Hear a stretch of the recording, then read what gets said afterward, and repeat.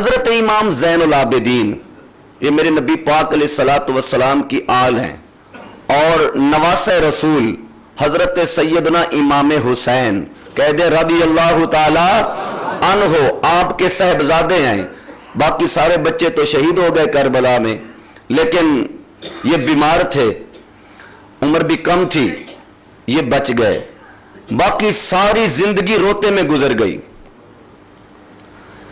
میں نے پڑھا ہے تاریخ کے اندر امام زین العابدین رضی اللہ تعالیٰ عنہ کربلا سے جب واپس پلٹے کسی نے آپ کو ہنستے نہیں دیکھا تھا۔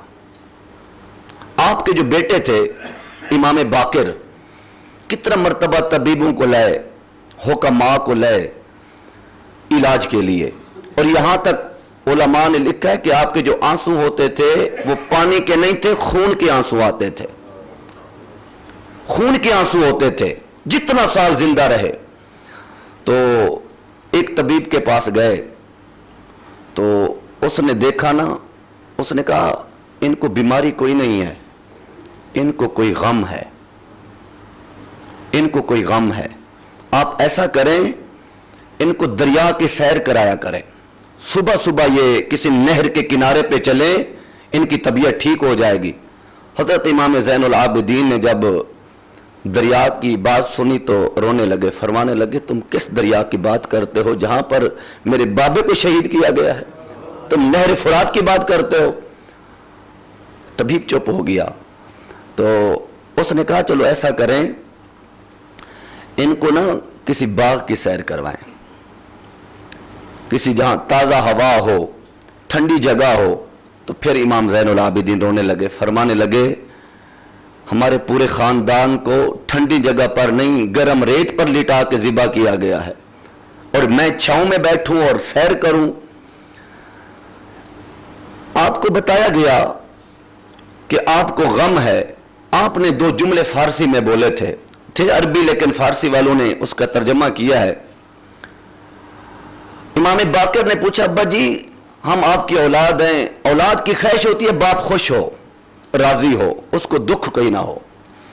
ہم نے کبھی اپنے باپ کو مسکراتے نہیں دیکھا، آپ مہربانی کریں تھوڑا سا مسکرا دیا کریں، ہمیں حوصلہ مل جائے گا۔ تو باپ نے جو جواب دیا وہ سننے کے قابل تھا، فرمانے لگے واقعات کربلا تو نہ دیدی من دیدام، فرمانے لگے میں کیسے مسکراؤں، کربلا کا منظر میں نے اپنی آنکھوں سے دیکھا ہے۔ جس نے علی اکبر کو کٹتے دیکھا ہو، جس نے علی اصغر کے سینے میں تیر پرست ہوتے دیکھا ہو، جس نے باپ کی گردن کو نیزے پہ دیکھا ہو، وہ کیسے مسکرا سکتا ہے؟ تم نے نہیں دیکھے، تم نے میرے غم کو تازہ کیا ہے، تم نے میرے غم کو تازہ کیا ہے، یہ مسکرانے والی بات نہیں ہے۔ ایک شخص آپ کی بارگاہ میں حاضر ہوا، کہنے لگا حضور میں مسافر ہوں، مجھے بستر بھی چاہیے اور روٹی بھی چاہیے، مل جائے گی؟ تو آپ نے فرمایا یہ خاندان رسول کا دروازہ ہے،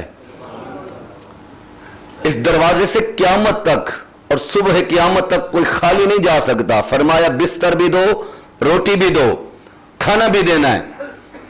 کھانا دیا گیا، بستر دیا۔ دوسرے دن پھر کہنے لگا میں ایک اور رات رہنا چاہتا ہوں، آپ نے فرمایا پھر بستر بھی دو، روٹی بھی دو۔ تیسرے دن بھی ایسے۔ جب تیسرا دن آیا تو کہنے لگا مجھے لگتا ہے آپ نے مجھے پہچانا نہیں ہے۔